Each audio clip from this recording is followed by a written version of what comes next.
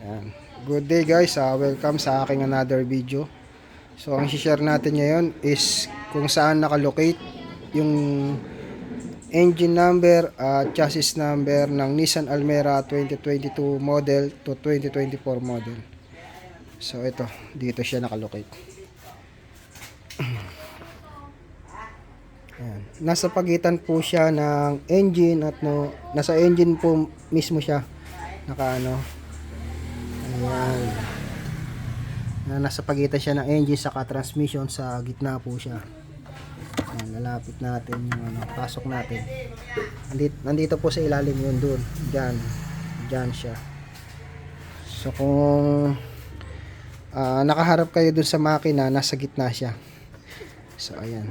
Dito sa hose sa ilalim. Ayun.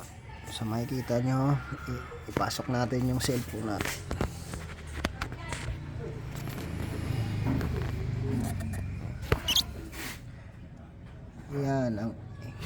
Yan ang engine number.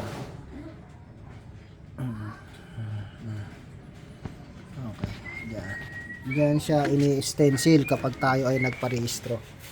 Yung engine number. And then next yung chassis number nandito sa loob. Nasa passenger side. Medyo madali lang yung aking yung anong naglilinis ako. Ito, meron ditong cover. Yan. Open nyo lang. Yan dyan nakalocate ang chassis number. So, yan. Dito lang yan. Yan. Naka-cover lang siya. So, ayan. Nissan Almera 2022 to 2024 model. Engine number and chassis number. So, yan. Thank you for watching, guys. Don't forget to subscribe and like. Yan. Maraming salamat po. Have a nice day.